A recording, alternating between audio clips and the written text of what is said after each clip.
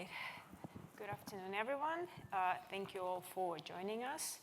I'm Maria Ripps, Internet Analyst here at Canaccord Genuity, and it's my pleasure to introduce Ken Shaw, Nexxen's Chief Strategy Officer, and Billy Urquhart, VP of Investor Relations. Gentlemen, thank you so much for joining us today. Thanks for having us, Maria. So maybe to start, given that the company just got listed in the US and some investors may not be sort of fully familiar with the story, let's start off with a high-level overview of Nexxen.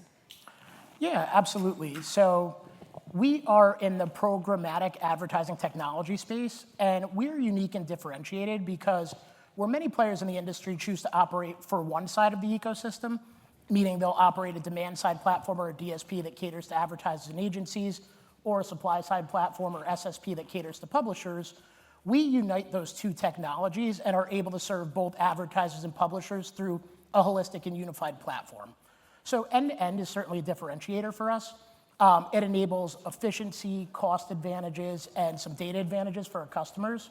The second piece that makes us unique is in addition to operating those two pieces of technology, we have a data platform that's vast and robust that sits between those two that helps improve performance for both sides of the ecosystem. So the combination of both our end-to-end technology footprint and the unification of data within that footprint makes us unique and differentiated within the industry. And people have probably known us through varying different names and acquisitions over the years, but we're relatively new in the industry in our modern form.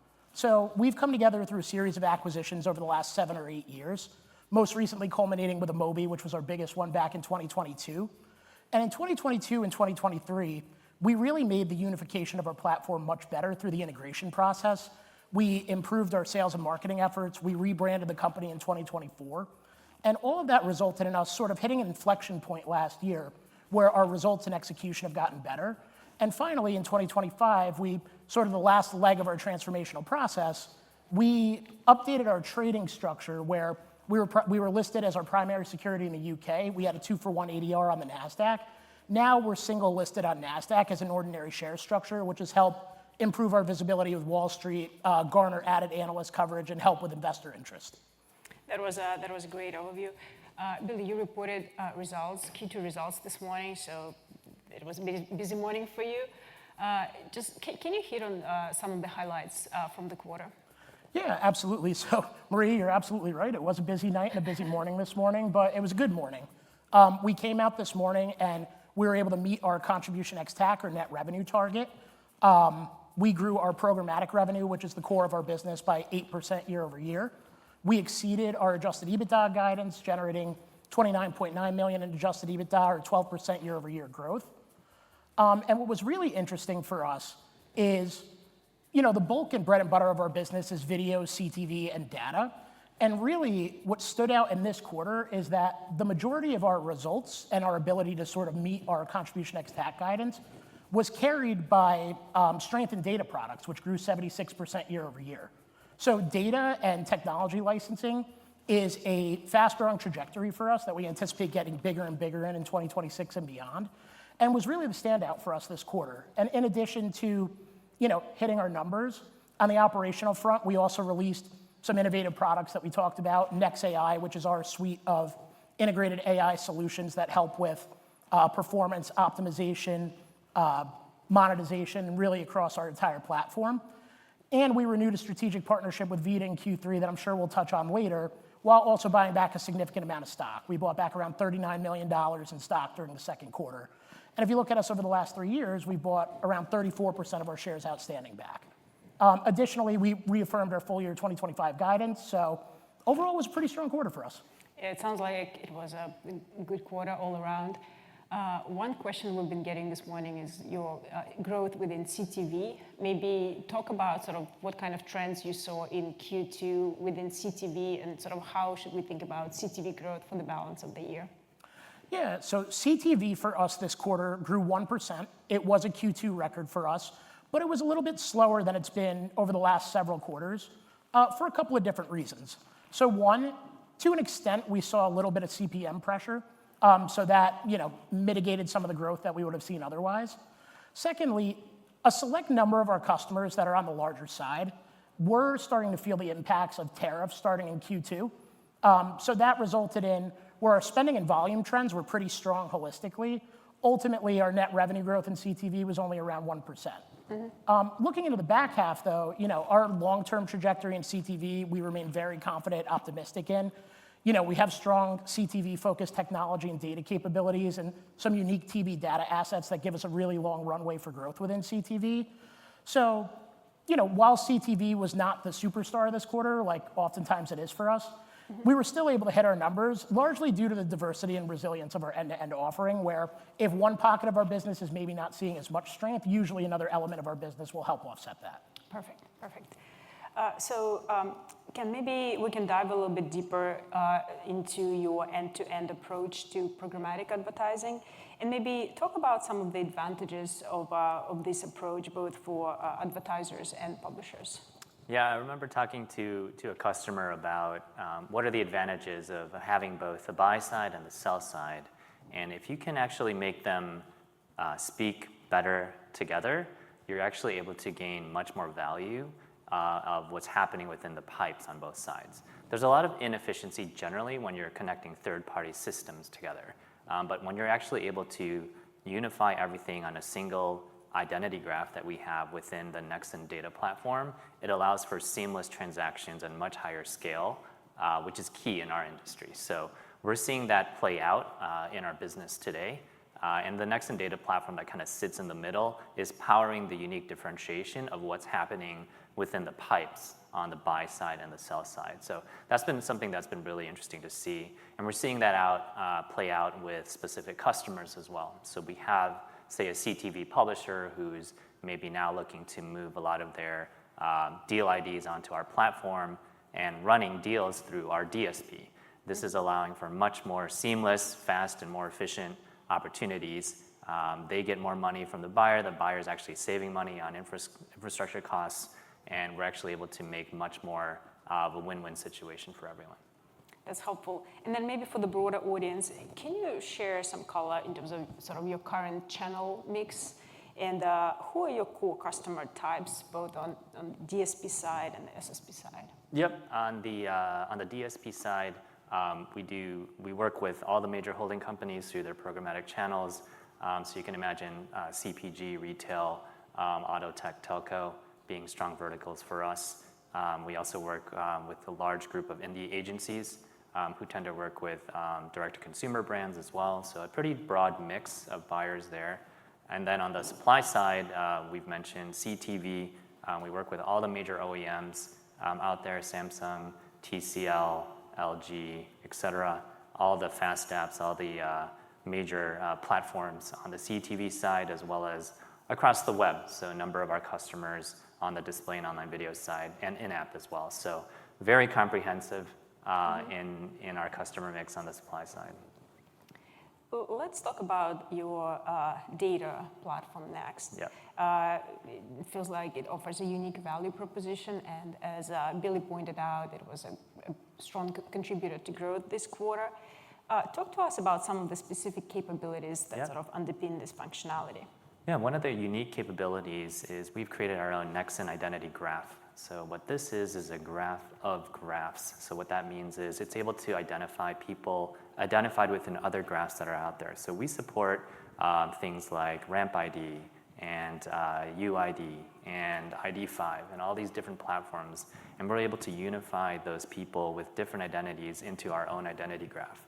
This allows us to be much more efficient and allow buyers to identify audiences that before they didn't think were relevant to their campaign, but now through our identity graph, this is something that we've seen a lot of strength in. And previous companies that we've announced who are utilizing this solution, such as United Airlines, Stagwell, and we just received an award for Best Cookieless Identity Graph Solution by Digiday, I think yesterday. So this platform is really powering a lot of strong scale decisioning happening on both the buy side and on the sell side.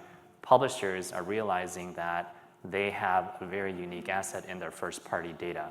This is a really key differentiating factor for them because they're seeing traffic continue to compress due to some of the trends we're seeing from Google and the rise of ChatGPT and AI. They're saying, hey, how do I differentiate my traffic? What's actually my data because it's my audience, they can bring that audience into the Nexxen data platform and then find that audience and other similar audiences through our platform too. So it's really there to serve both sides of our business on the buy side and sell side. And maybe expanding on that a little bit.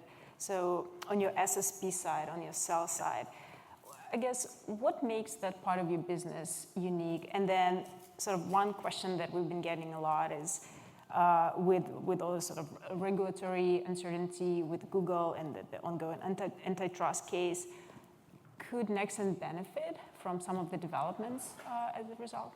Yeah, so to your first part of your question, what makes that SSP unique? That's the first question that we'll get from our publishers. What's different about you?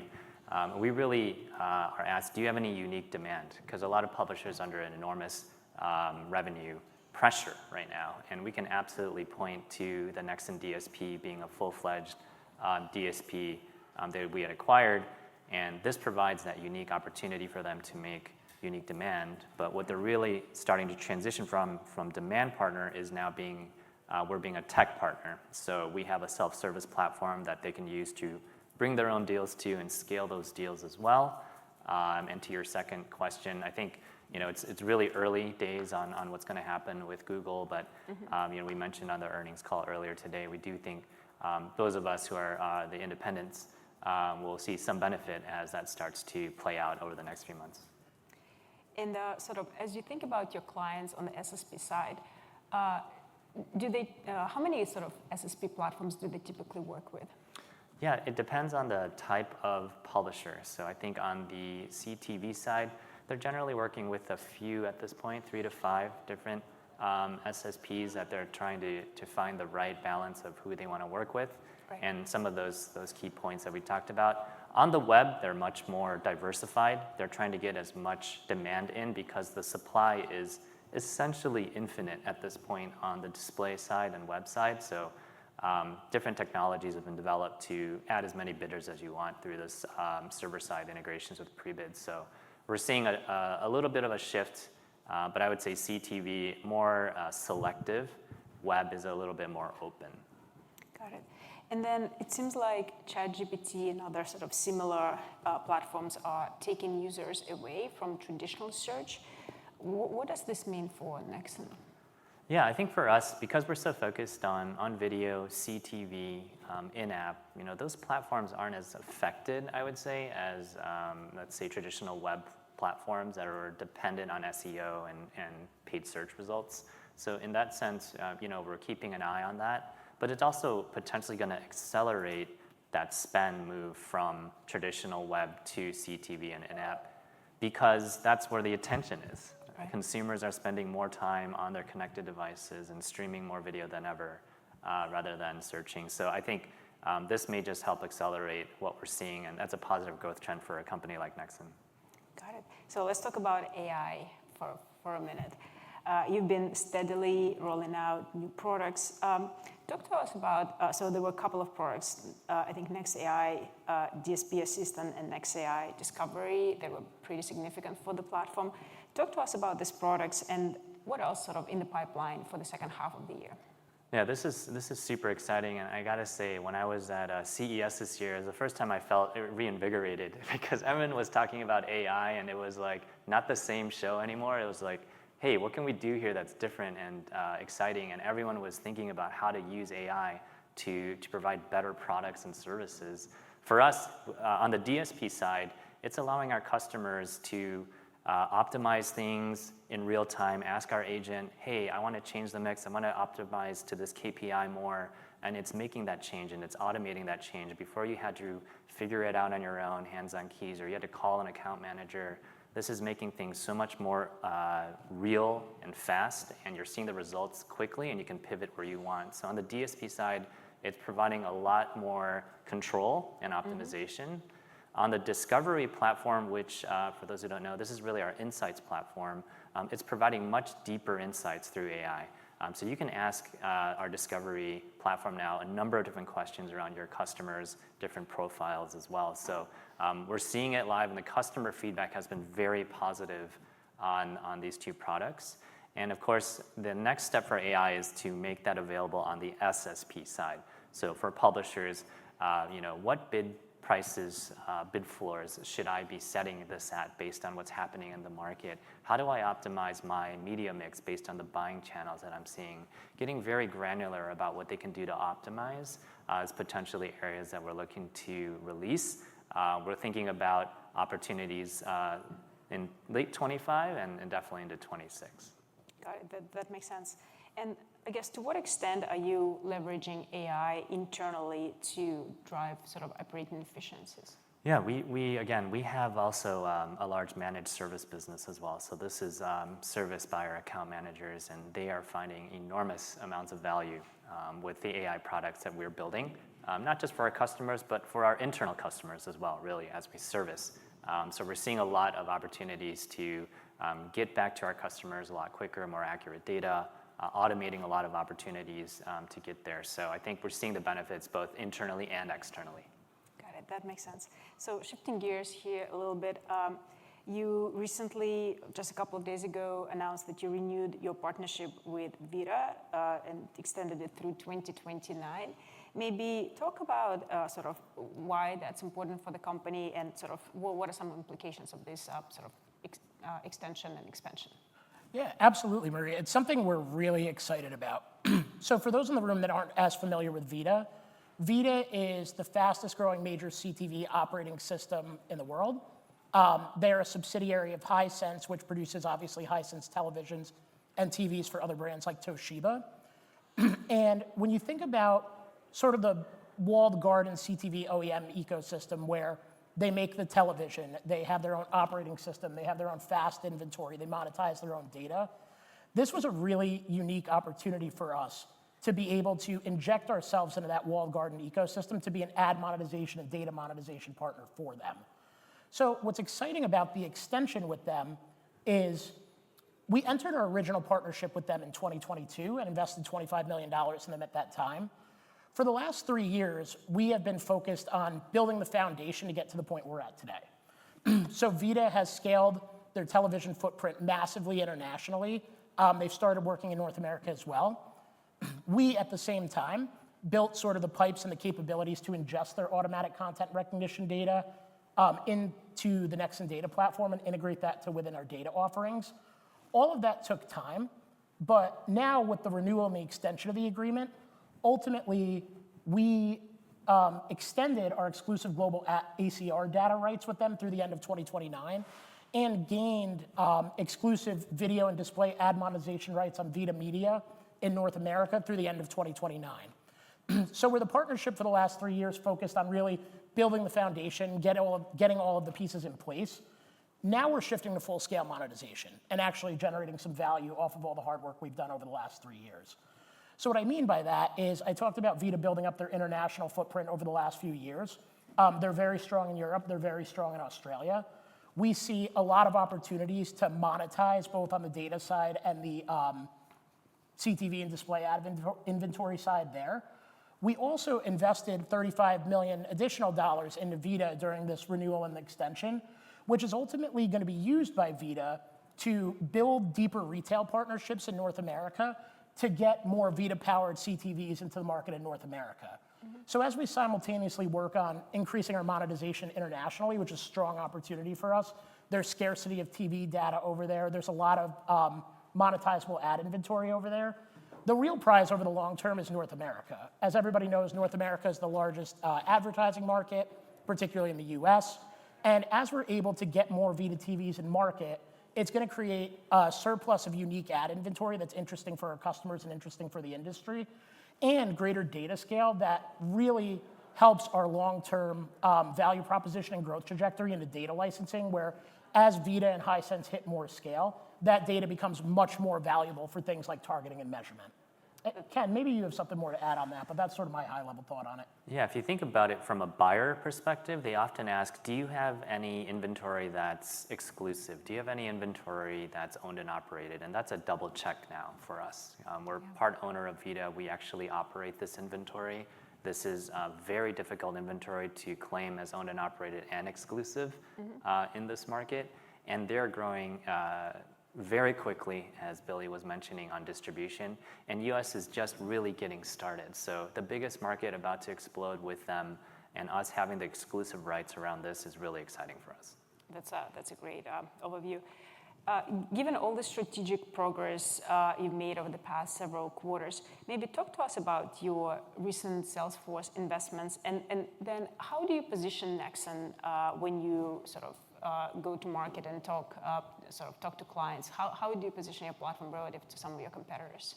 Yeah, we've seen a lot of amazing growth on the hiring front within the company. We've hired a couple of really strong leaders in different functions on the commercial side, also on the data side, on the marketing side as well. And we're actually starting to attract top-notch talent from a lot of the top companies that are out there today. And we're making investments internationally as well, so growing the teams outside the US. So really looking forward to continuing to grow investments in the people that we have. And part of the reasons why they're coming is because of our offering, our complete offering, I would say, really from end to end. And that data piece that I was talking about being a big differentiator as sort of the pipes continue to compete, what's actually going to differentiate what's in those pipes. If you have exclusive data, if you have something that really works and drives outcomes for advertisers and marketers, that attracts people to say, ooh, that's a real product, that's a real data set. So I actually want to help this mission. So it's been really exciting to see people who want to join us and are joining us today.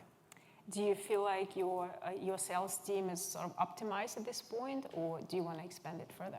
I think we're always looking to grow. You know, it's something that we believe in. There are markets that I think we can grow more in as well. Obviously here in the US, and as we mentioned, that VIDAA opportunity is just starting. I think there's opportunities to grow commercial muscle around that too. So we've got still ways to go as far as growing, but we're really happy about the opportunities. Got it. So let's talk about your capital allocation sort of framework next. You've been buying back shares pretty aggressively. It was nice to see. Just maybe talk about your plans in terms of share buybacks going forward, and maybe also share your thoughts on M&A, just given sort of the company's history with M&A. Yeah, absolutely. So, you know, given our optimism in the long-term growth of the business and our current stock valuation, you know, we've really taken advantage in terms of buybacks and using that for our primary capital allocation conduit over the last few years. So most recently in this quarter, we bought back around $39 million worth of stock in Q2. And as I mentioned earlier, over the last 3 years, from March 2022 to the end of Q2 this year, we bought back around 34% of our shares outstanding. And looking ahead, our board is continuing to evaluate implementing an additional share repurchase program once we get through the current and ongoing one. But one thing that we've started to do, and it's a benefit of our fundamental positioning in our end-to-end model, right now we're debt-free, we have no long-term debt. We generate high profitability, significant cash flow, is that it allows us to be flexible with capital allocation. So in addition to considering implementing a new share repurchase program, you know, we're also investing internally in enhancing our platform and generative AI capabilities to make the performance of our platform stronger and more appealing to new and existing customers. So that's one element of it. We're also investing strategically in sales, particularly in commercial leadership in the media side. The other thing that we're considering for the first time in a while as well is looking at exploring strategic potential acquisition opportunities. Now, when we talk about this, I don't think it'll be as large as anything like we did with Amobi, where we paid $239 million for those guys back in 2022. But we're really looking at a few key areas that could be interesting to help sort of boost our growth prospects over the next few years. I would say one is looking for opportunities to enhance our data footprint and monetizable data. Two, anything around accelerating AI and helping that get embedded more deeply into our product suite. Three is looking for opportunities to accelerate revenue in our core business lines, both in the US and internationally. And four, maybe looking at opportunities to enter new high growth areas of the market that we're not as big in today. Great. I think we have a minute or so left here. Maybe to wrap up our discussion, for both of you, what are you most excited about your business as you think about next year or two? Yeah, for me, it's continued investment in our technology, specifically Nexxen. Again, we're just touching the surface with the DSP and demand side. We haven't really released anything yet on the supply side. And I think the DMP as well is going to benefit from it. So that's a big one for me. And for me, outside of NexAI, I would say the next one is Vita. I mean, the exclusivity of the TV data, which is so critical for TV advertisers, is a huge deal for us. And it comes at such a high margin that it could be something that becomes a more material piece of our business over time. So that's really interesting for us.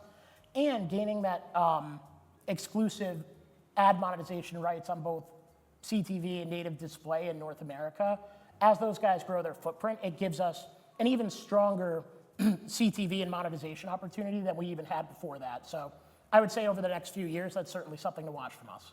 Perfect. Well, with that, we're out of time. Ken, Billy, thank you so much for joining us today.